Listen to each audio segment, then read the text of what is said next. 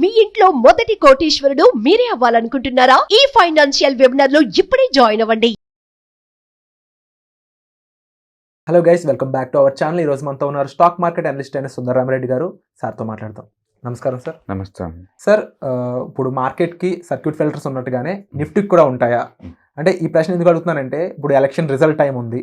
ఈ రిజల్ట్ అనుకూలంగా వచ్చి మార్కెట్స్ బాగా పెరిగిపోతూ ఉన్నా, లేకపోతే అనుకూలంగా రాకపోయి బాగా పడిపోతూ ఉన్నా మార్కెట్స్, వెంటనే ఈ ఫిల్టర్స్ అనేవి అప్లై అవుతాయి. సో ఇది మరి నిఫ్టీకి కూడా అప్లై అవుతుందా? దీనికి గల కారణాలు కూడా తెలుసుకోవచ్చా? డెఫినెట్గా నిఫ్టీకి కూడా సర్క్యూట్ ఫిల్టర్స్ ఉంటాయండి, సర్క్యూట్ లిమిట్స్.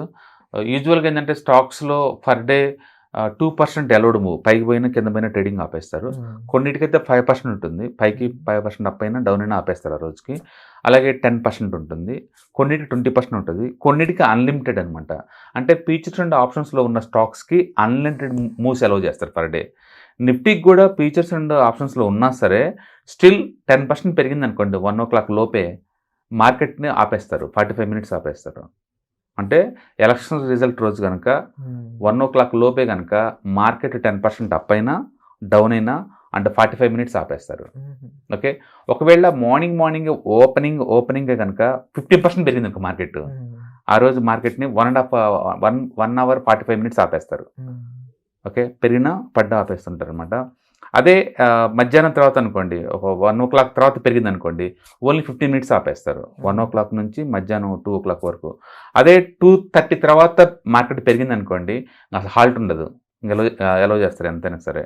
అందుకని యూజువల్గా ఒకవేళ 1 o'clock కనుక లోపు కనుక మార్కెట్ 10% ప్లస్ అయినా మైనస్ అయినా 45 minutes ఆగిద్దని మనం ఉంచుకోవచ్చు ఆ రోజు. ఓకే, అండ్ 20% అప్ అయింది అనుకోండి, ఇంకా ట్రేడింగ్ ఆపేస్తారు కంప్లీట్గా. నేను మన్మోహన్ సింగ్ సెకండ్ టైం గవర్నమెంట్కి వచ్చినప్పుడు ట్రేడింగ్ 20% పెరిగి ఆపేశారండి అప్పుడు.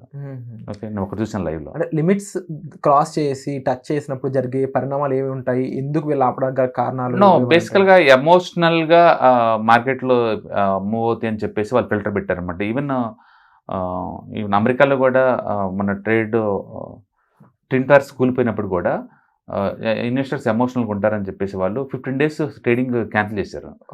తర్వాత ఆన్ చేసిన తర్వాత కూడా మార్కెట్ సర్క్యూట్ ఫిల్టర్స్ టచ్ అయినాయి, 20% డౌన్ అయ్యి. రియల్ వాల్యూ కంటే కూడా ఎమోషనల్ వాల్యూ అనేది బాగా న్యాచురల్గా. అందుకని ఎమోషనల్ వాల్యూని కంట్రోల్ చేయడం కోసం and abnormality volumes up and down అవుతున్నా, లేదా ఎవరైనా ఆపరేటర్లు మ్యానిపులేట్ చేస్తున్నా, ఒకరోజు ఎక్కువ కొంటాం ఒకరోజు తక్కువ కొంటాం ఇలా చేస్తున్నా, దాన్ని మెయింటైన్ చేయడం కోసం ఏంటంటే సర్వేలెన్స్ సిస్టమ్ చాలా స్ట్రాంగ్గా ఉంటుంది బ్యాక్గ్రౌండ్లో అనమాట. అందుకని ఈ సర్క్యూట్ ఫిల్టర్స్ పెడతారు. అలాగనే ఇండెక్స్లో కూడా ఈ సర్క్యూట్ ఫిల్టర్స్ ఉంటాయి అనమాట. కాబట్టి నిఫ్టీ 10% పెరిగితే కనుక 1 o'clock లోపు కనుక 45 minutes ఆపేస్తారు. 1 నుంచి 2:30 వరకు కనుక పెరిగితే కనుక అండ్ 15 minutes ఆపేస్తారు. 2:30 తర్వాత పెరిగితే కనుక అసలు హాల్స్ ఉండవు ఇంకా. ఓకే, సో 10 o'clock ఫిల్టర్ ఒకటి, 15% ఫిల్టర్ ఒకటి, 20 మార్నింగ్ 20 పెరిగింది అనుకోండి, ట్రేడింగ్ అట్లా ఆపేస్తారు ఆ రోజు హాలిడే ఇంకా. ఓకే, సో బట్ నేను అనుకోవటం అంత ఎమోషనల్గా ఈ ఎలక్షన్ అప్పుడు రిజల్ట్ అప్పుడు ఉండకపోవచ్చు అండి. నేను అనుకోవటం ఏంటంటే +3% పైకి, రిజల్ట్ డిసప్పాయింట్ చేస్తే కనుక డౌన్ సైడ్ రిస్క్ మాత్రం ఎక్కువ ఉంటుంది మార్కెట్కి. అంటే ప్రాబబిలిటీ ఎక్కువ అనుకూలత వైపు ఉంది కాబట్టి, అంటే మార్కెట్స్ పెరుగుతాయి. అందుకని ప్లస్ వైపు అయితేనేమో 3% అనుకోవచ్చు, మైనస్ వైపు అయితేనేమో 5%. అది నా ప్రాబిలిటీ అనుకుంటున్నాను. ఊహించిన రిజల్ట్ వస్తే భారీగా 5% దాకా పడే ఛాన్స్ ఎక్కువ. ఊహించిన రిజల్ట్ వస్తే కొంత స్టాక్ మార్కెట్ ఎప్పుడు కూడా ఎక్స్పెక్టేషన్ మ్యాచ్ అవ్వండి, అందుకని డిసప్పాయింట్కి ఎక్కువ ఛాన్స్ ఎక్కువ ఉంటుంది స్టాక్ మార్కెట్ పర్స్పెక్టివ్లో. మార్కెట్ ఎంత పడ్డా సరే వితిన్ 5 to 6 months కల్లా మళ్ళీ ఆల్ టైమ్ వెళ్ళిపోద్ది ఎంత పడ్డా సరే. అందుకని ఏంటంటే ఎమోషనల్గా ఇన్వాల్వ్ ఇది అవటం తప్ప అంతకేం ఉండదండి ఎఫెక్ట్లో. ఇది వాలటిలిటీ అసెట్, ఎమోషన్స్ ఎక్కువ కాబట్టి అటు ఇటు స్వింగ్ అవుతూ ఉంటుంది. చాలామంది అనుకున్నట్టు 20 to 10 ఏమి ఉండవండి, అంత ఎమోషనల్గా ఏమి ఉండదు. ఎందుకంటే మన్మోహన్ సింగ్ సెకండ్ టైం అప్పుడు సర్ప్రైజ్ ఎలిమెంట్ అది, మళ్ళీ అదే గవర్నమెంట్ వచ్చిందని ఎవరు అనుకోలేదు. అందుకని షార్ట్స్ హెవీగా చేశారు ఆల్రెడీ.